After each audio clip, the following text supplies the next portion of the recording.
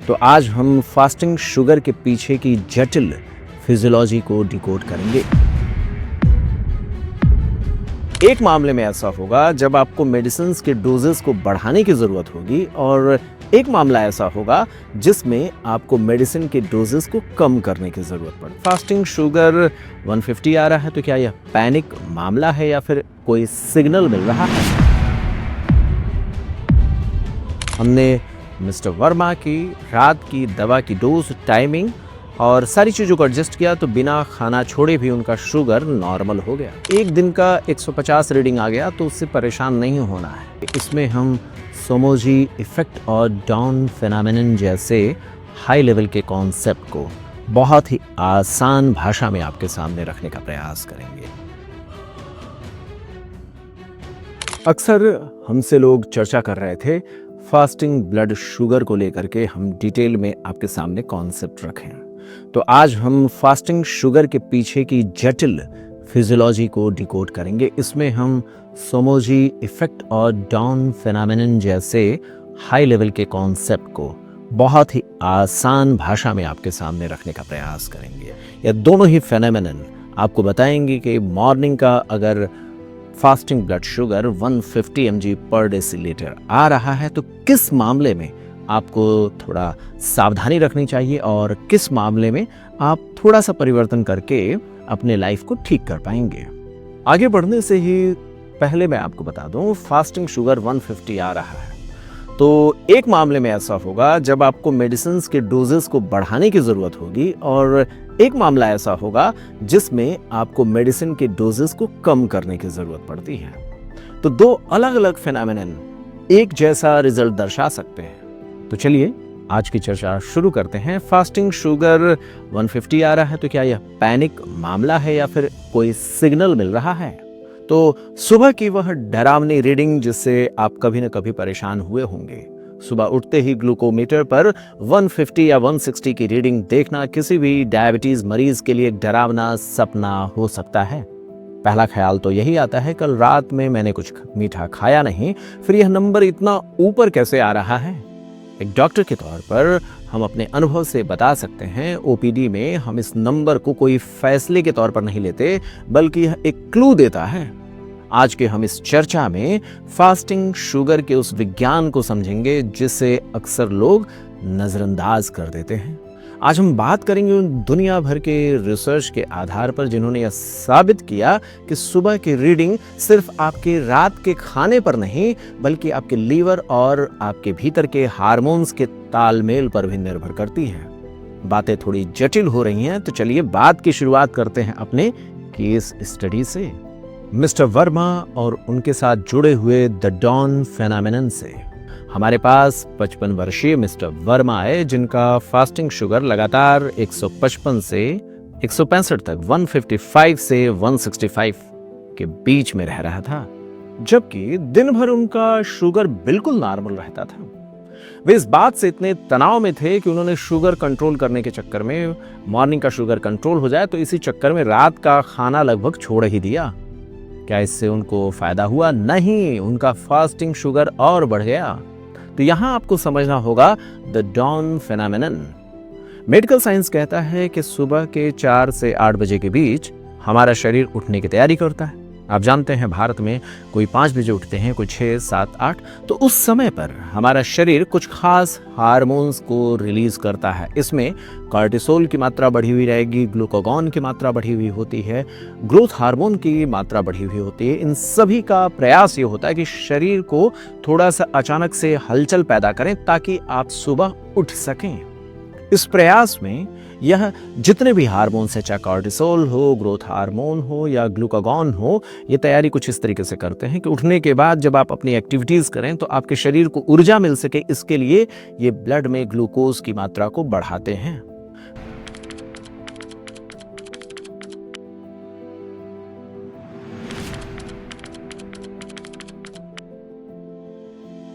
कल्पना करें अगर इस बढ़े हुए ग्लूकोज के साथ तालमेल बनाने के लिए इंसुलिन की मात्रा कम हो रही है या इंसुलिन का रेसिस्टेंस है तो सुबह का शुगर बढ़ा हुआ मिलेगा।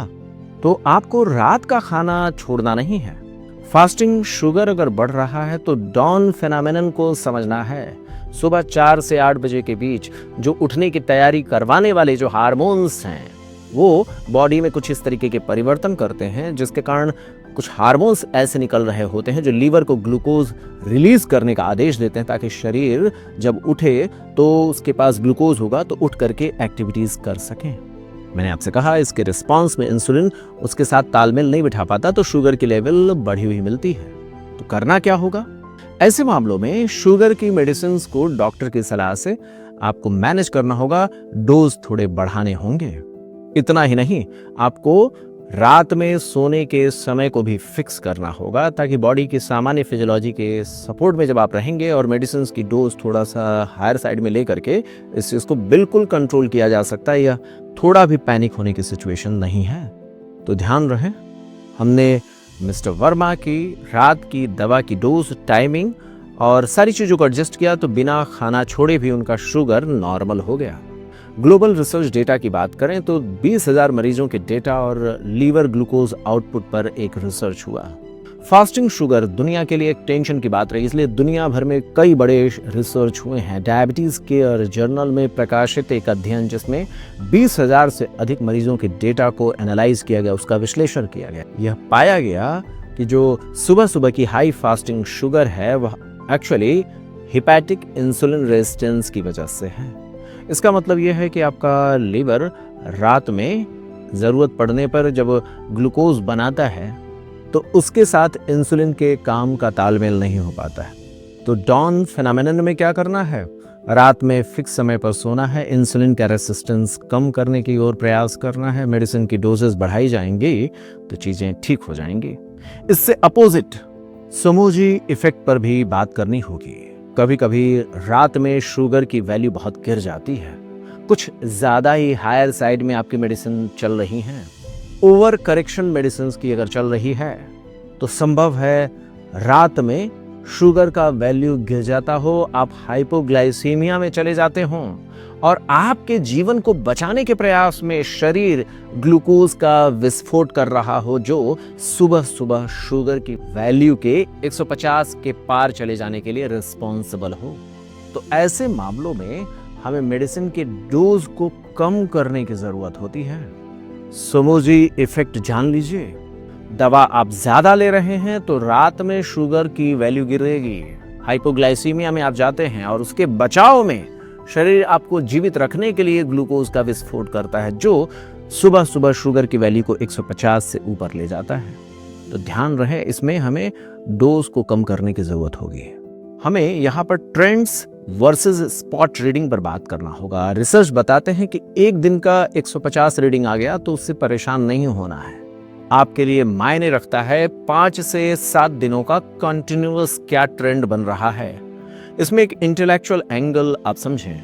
ओपीडी में डॉक्टर्स पैटर्न रिकॉग्निशन करते हैं। अगर आपका HbA1c 7% से नीचे है, फास्टिंग 150 के आसपास है तो बिल्कुल भी पैनिक नहीं होना है। सिर्फ बेसल इंसुलिन या रात वाली जो मेडिसिन है उसके डोजेस को थोड़ा बढ़ा करके या एडजस्ट करके कंडीशंस को ठीक की जा सकती हैं। डॉन फेनोमेनन में यही करना होता है। समूजी फेनोमेनन में हमें डोज को कम करना होता है। यह बात मैंने आपको बताया। चलिए इंडियन संदर्भ में भी बात करते हैं। इंडियन फिनोटाइप और रात में जो खाना देर से हम खाते हैं उसके कारण क्या असर पड़ता है।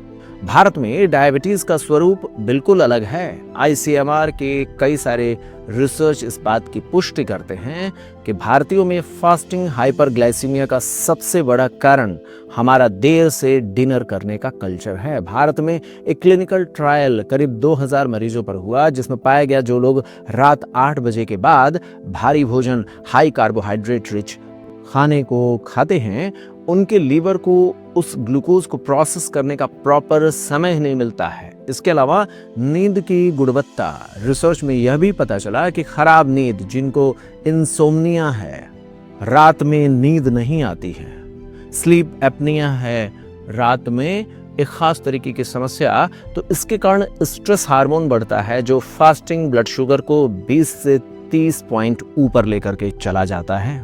समाधान की बात क्या होगी? यदि आपकी फास्टिंग सुबह सुबह की वैल्यू 150 आ रही है, तो सबसे पहले 3 दिनों तक रात को 8 बजे से पहले ही अपना डिनर कर लें, अपनी नींद पूरी करें, 10 बजे आप सो जाएं। उसके बाद भी नंबर में अगर परिवर्तन नहीं आ रहा है तो दवा को बदलने के लिए आपके डॉक्टर सोचेंगे। अलार्म कब बजता है, डेंजर जोन कब होता है, फास्टिंग ब्लड शुगर की वैल्यू 150 कब वाकई सीरियस हो जाती है, तो इसमें ट्रिपल थ्रेट के बारे में पता होना चाहिए। अगर फास्टिंग 150 से ऊपर है, खाने के बाद पीपी वैल्यू 250 से ऊपर है और HbA1c की वैल्यू 8% के ऊपर आ रहा है, तो यह कॉम्बिनेशन आपके लिए खतरे की बात है। ऐसे कॉम्बिनेशन से किडनी और रेटिना पर बुरा प्रभाव पड़ेगा। सुबह सुबह आपका ब्लड शुगर ज्यादा आ रहा है, तो उसमें डॉन फेनोमेनन की बात हो रही है आपके शरीर में या फिर सोमोजी इफेक्ट है, इस चीज को थोड़ा सा अंतर करना जरूरी हो जाता है। रात के 2 बजे से 3 बजे के बीच में आप अपने ब्लड शुगर की वैल्यू को चेक करें। अगर ब्लड शुगर की वैल्यू नॉर्मल है या थोड़ी बढ़ी हुई है और सुबह आपके ब्लड शुगर की वैल्यू 150 या उसके ऊपर आ रहा है, तो यह डॉन फेनोमेनन है। इसके अपोजिट अगर रात में 2 से 3 बजे के बीच में आप अपने ब्लड शुगर की वैल्यू को चेक करें, अगर वह नॉर्मल से कम आ रहा है और उसके बाद सुबह सुबह आपके ब्लड शुगर की वैल्यू 150 के ऊपर जा रही है, तो इसका मतलब है कि यह बॉडी आपके सोमोजी इफेक्ट के तहत काम कर रहा है। इसमें आपको अपने डोज को, अपने मेडिसिन की डोज को डॉक्टर की मदद से एडजस्ट करने की जरूरत है। हमारी सलाह क्या है? गूगल पर सर्च करके खुद को डराना बंद कीजिए।